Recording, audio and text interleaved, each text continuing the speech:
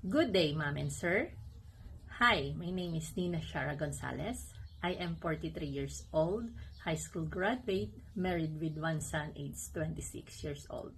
I've been working in Hong Kong for 7 years and 1 year in Russia.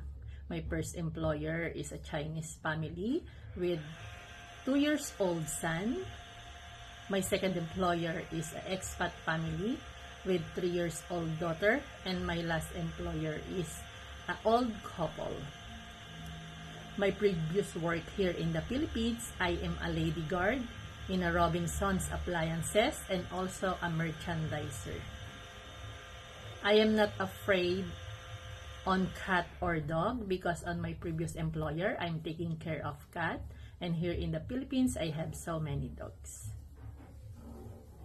I go to the market when my employer told me to buy the food that she wants, and I go by myself alone. If the holiday is not Sunday, it's okay, and if I need to share room, it's okay also.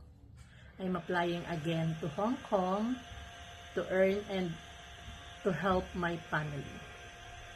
For my future employers, I hope you can select me as your new helper, and I will do my best with all my heart to serve your family. I hope I can see you soon. Thank you.